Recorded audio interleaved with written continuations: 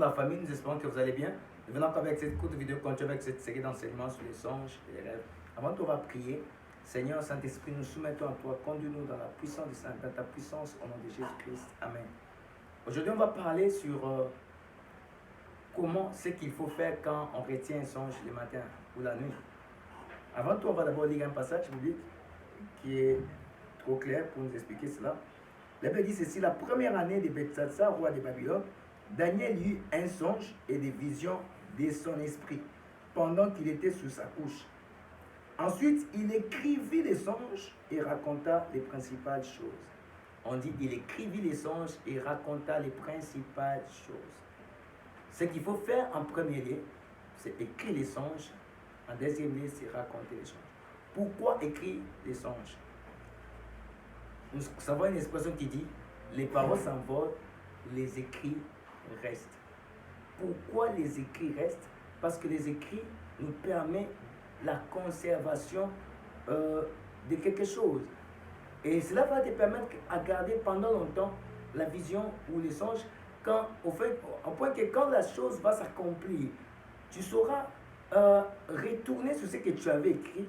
Et cela va te permettre à voir qu'est-ce que Dieu avait donné comme une instruction, comme révélation, comme direction, quand la chose va s'accomplir.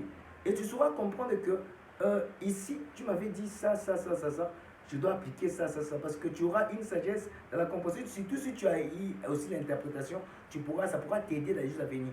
Et aussi, ça peut être aussi pour toi une manière de donner à tes enfants, de montrer à tes enfants ce que Dieu t'a parlé, comment Dieu t'a montré des visions, comment ça s'accomplissait. Et nous savons même quand Dieu a commencé à l'époque, Dieu parlait à ses serviteurs comme ça, comme la tradition orale, bouche à l'oreille. Mais à un moment, Dieu commençait à les instruire à écrire. Et aujourd'hui, on a la Bible. On a la Bible parce que Dieu a poussé les hommes à écrire ses révélations. Tu peux aussi faire ta propre Bible par les révélations que Dieu te donne, et quand tu les écris, tu gardes et tu conserves.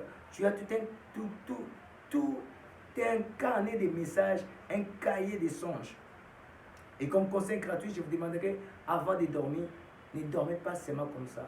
Mettez à côté un cahier ou un carnet ou un bloc-notes avec un stylo à côté du lit. Cela va vous permettre à pouvoir écrire les songes quand vous vous réveillez. Il arrive des fois à ceux qui ont souvent les songes la nuit. Souvent, certaines personnes perdent les songes comment? Il a une révélation de Dieu la nuit. Et puis, du coup, au lieu d'écrire ou de conserver ça quelque part, ils vont encore dormir. Quand ils vont continuer leur sommeil, et la nuit, la deuxième partie du sommeil, on a encore d'autres visions, d'autres songes. Et puis, quand on se réveille le matin, au lieu de se rappeler des songes qu'on avait eu la nuit, pendant la nuit, on a tendance peut-être à retenir les songes qu'on a eu à la deuxième partie du sommeil. Et les premiers songes partent souvent comme ça, on perçoit les songes comme ça.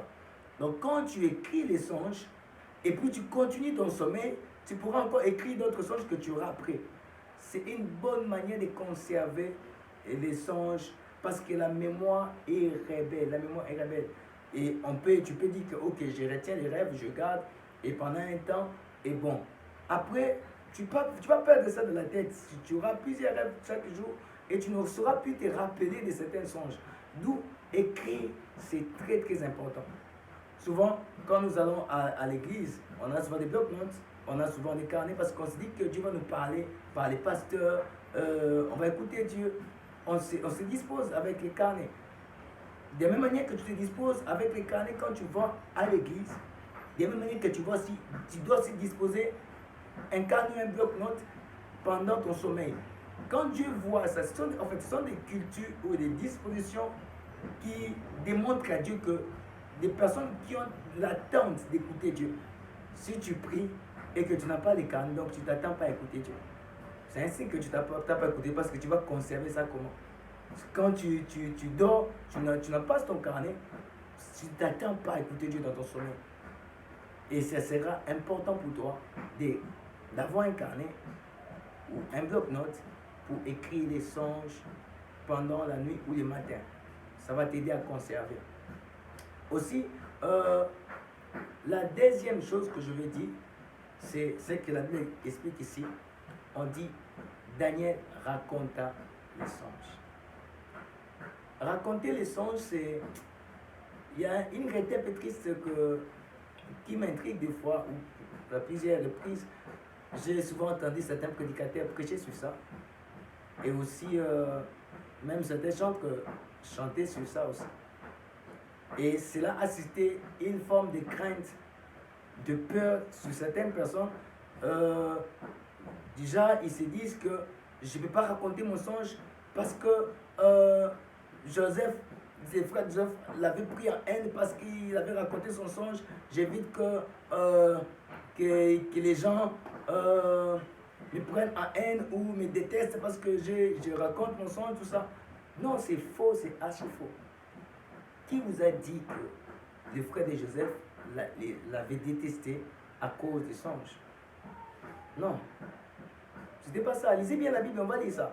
C'est dans Genèse chapitre 37.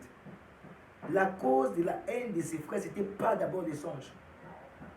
Lisons Genèse chapitre 37. Genèse 37. Genèse 37. Attendez.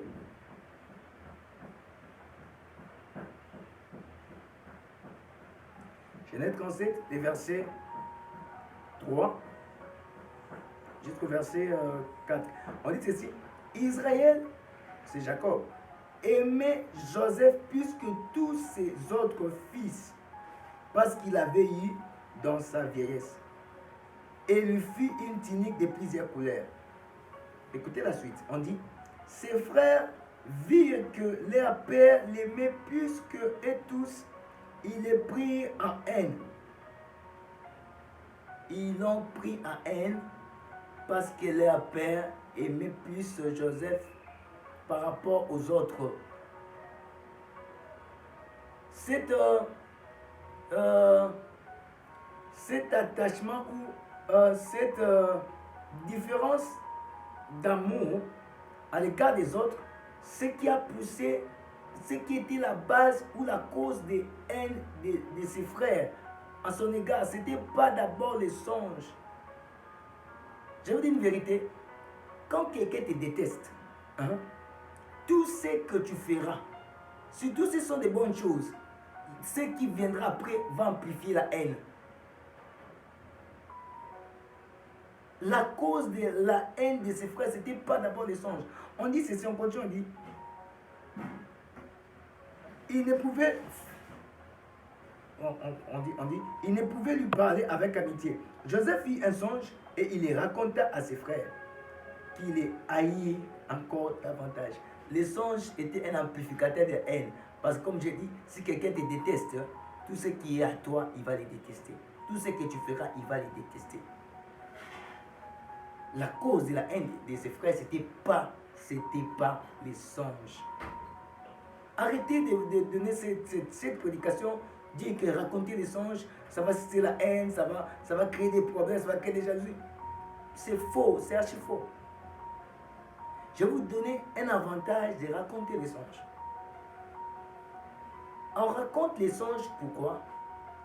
Quand tu racontes les songes, tu te crées une autre mémoire de stockage dans la tête de celui à qui tu racontes les songes.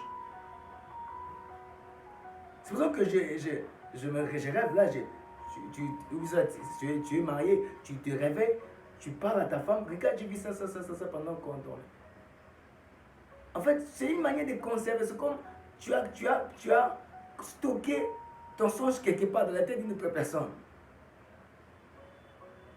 Donc, raconter les songes, ça te permet de conserver les songes chez une autre personne, dans sa mémoire.